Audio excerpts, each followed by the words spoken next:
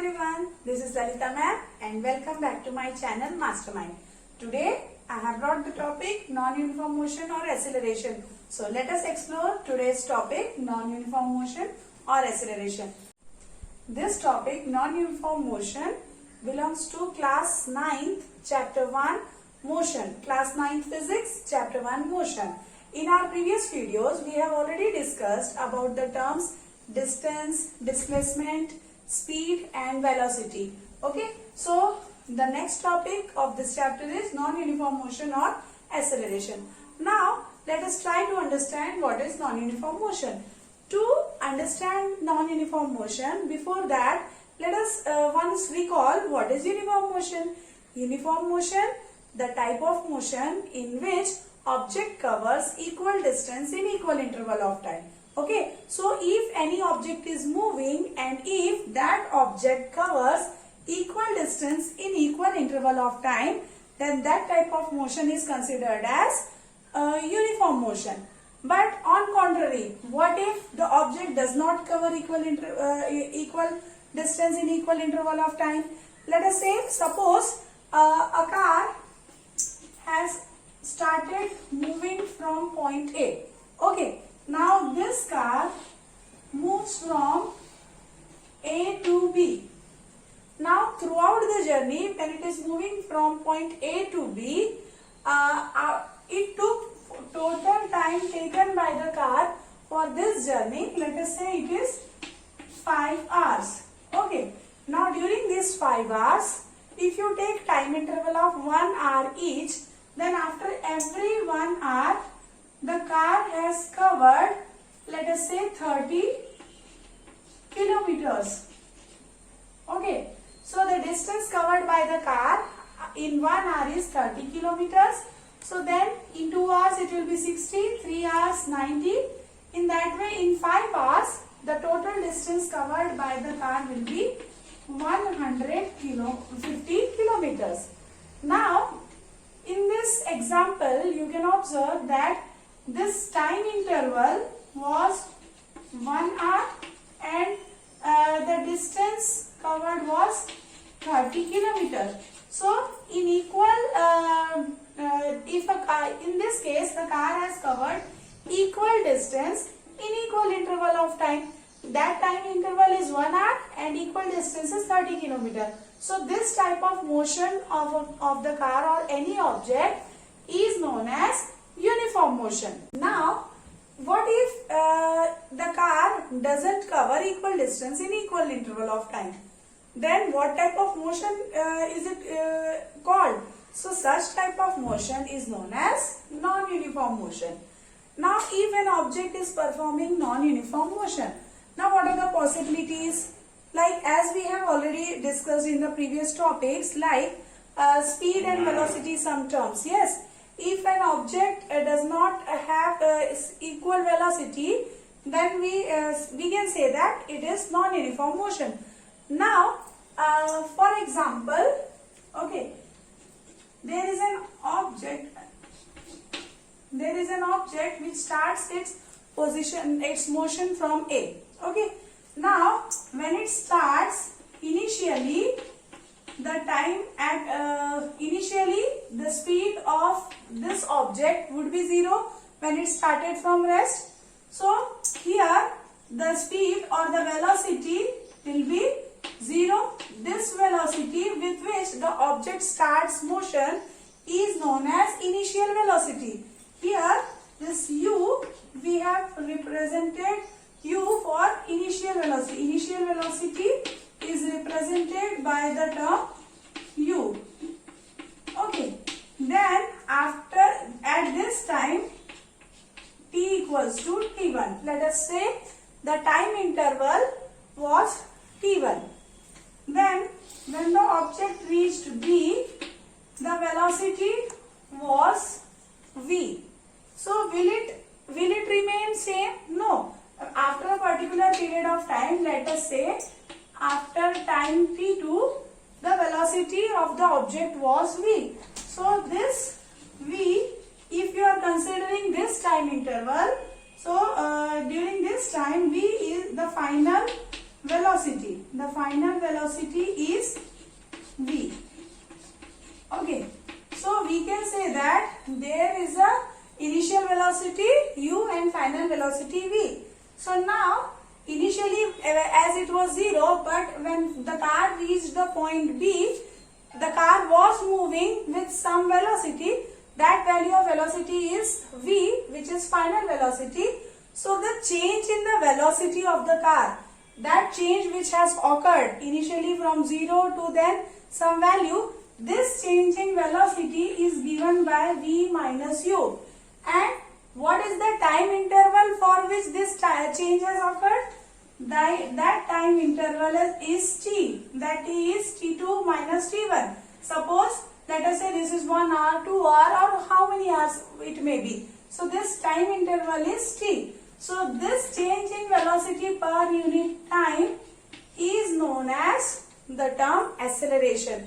So whenever the object is not in uniform motion, then it is known as non-uniform motion, and this non-uniform motion is also known as acceleration. Okay, so non-uniform motion is also known as acceleration, and acceleration is nothing but rate of change of velocity, or we can also define as change in velocity per unit time. Okay, now what are the possibilities? Now what are the possibilities why there is what are the possibilities for non-uniform motion or acceleration? Let us try to explore about it. Now for a body to have non-uniform velocity, there are some points. Okay, or we will try to understand when can we say that a body is in non-uniform motion or it has non-uniform velocity. When can we say that? There are three conditions. First condition is its speed must change. Like in the previous example, we have seen the speed of the car changed. That is why initially the speed was u, and then finally after a particular time the speed was v. So there was a change in the speed. So if the speed of any moving object changes, then we can say that it is having variable velocity, or its direction changes. As we know that velocity depends upon direction as well. So if you change the direction, for example, initially when the object motion object is moving from A to B, then it changes its direction towards the south. So at that time the total displacement will be A to C instead of A to B. So in this way, when the direction, from this we can understand that if the direction changes, then also the velocity changes. So first thing is, if the speed changes, then also the velocity changes. If the direction changes, then also the velocity changes, or else speed and direction both, or else speed and direction both. Out of speed and direction, or we can say numerical value, that magnitude, if the magnitude of the velocity changes, if the direction of the velocity changes, or if magnitude and velocity both changes, then we can say that the object is performing non-uniform motion. Okay, now let us try to solve some numericals on this topic. Now let us go through the unit of acceleration. Let us try to understand what is the SI unit of acceleration. From the formula of acceleration, A is equals to V minus U by T. Okay, this is the formula of acceleration. In this you can see this V is actually the velocity, and SI unit of velocity SI unit is meter per second. This is the SI unit of velocity, and unit of time is second. So meter per second and upon second. So we can divide it as meter per second upon second. So it will come down and it will become meter upon second into second, that is meter per second square. So SI unit of acceleration becomes meter per second square. We can also write it as SI unit meter per second square or meter second to the power minus 2, negative 2. Okay, when this second square it comes up, then the power becomes negative. We have already studied this rule in mathematics. Okay, so SI unit of acceleration is meter per second square. Okay, okay. Now, as we have discussed what is the SI unit of acceleration, and this is the formula of acceleration. A is equals to V minus U by T. Now let us try to analyze this equation. Okay, what conclusion can we draw from this equation? Now when a body moves in a straight line, as in this chapter we will deal basically rectilinear motion, that is motion in a straight line, and uniform circular motion. We are not talking about the zigzag motion or random motion. Okay, so let us assume that the body is moving in a straight line without reversing its direction. The body is moving in going straight, but it is not reversing the direction or changing the direction of its direction. So at that time, if V is greater than U, okay, that is final velocity is greater than initial velocity. Let us say the train has started from a station. So initially when the train started, it was moving with, it was at 0, then it started moving with velocity 10 kilometers per hour when it was on the platform.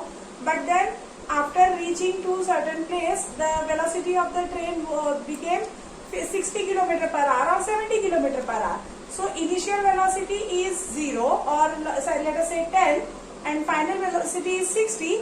So it means V is greater than U. So if V is greater than U, then in that case the acceleration is said to be positive.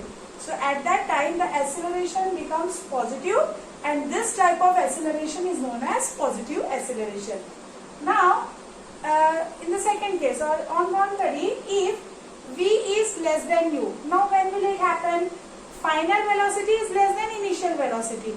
How can it be possible? It is possible. Now the same train, when that same train initially like it was in between two stations, so at that time the velocity was suppose 70 km per hour. But then when it approaches to another station, brakes are applied, and when these brakes are applied, its velocity decreases, and slowly it decreases and it becomes 0 when it reaches the next station or destination. So at that time the final velocity that will become 0 is less than initial velocity, and in such cases the acceleration is known as negative acceleration. That type of acceleration is known as negative acceleration. There is one more term for negative acceleration which is known as retardation, or we can also call it as deceleration. We can also call it as deceleration, negative acceleration or retardation or deceleration. Got it? Now, what if initial velocity and final velocity are same? Let us say this may happen with the same train when it is moving in between two destinations or in between two stations. So when at that time, let us say it is moving with a speed of 70 km per hour, and for 4 or 5 minutes or 10 minutes it is continuing to move with the same speed. So at that time, if you take that time interval of 5 minutes, then at that time, during that time interval, its initial velocity and final velocity will remain same. And if initial velocity and final velocity will remain same, then that time there will be no acceleration, because there is no change in the speed. And as there is no change in the speed, so acceleration is 0, and such type of acceleration will be known as zero acceleration. Okay, So in today's class we have studied about non-uniform motion, and this non-uniform motion only gives rise to the term acceleration. And we have seen what is acceleration. Acceleration can be defined as change in velocity per unit time, or we can also call it as rate of change of velocity. Okay, then SI unit of acceleration is meter per second square. It has some other units also. Its CGS unit is centimeter per second square as well. Then we have also discussed about when can there will be acceleration. What is the possibility for acceleration? So a body will have variable velocity, then only the body will have, or we can say it is getting accelerated. Now that variable velocity is possible if in three conditions. First, if the speed of the body changes, or if the direction of motion of the body changes, or if speed and direction both changes. So these are the three cases which makes acceleration possible. Now if there is an change in the velocity, so it is known as acceleration. And then let us when we analyze the term acceleration, we have observed that if final velocity is greater than initial velocity, then acceleration is known as positive acceleration. This positive acceleration, in simple example, when you raise the speed, when you accelerate your bike, so when its speed increases, that is an example of positive acceleration. Then when a speed breaker approaches, then at that time you decrease the speed. So that is the example of negative acceleration or retardation. And then when initial velocity and final velocity both are same, then that type of acceleration is known as zero acceleration, because in fact there is no acceleration at all. So thank you so much for watching this video. If you have liked the video, please click on the like button, and if you have not subscribed to my channel, then go and subscribe to it immediately. Thank you. I'll come up with the next video. Bye bye.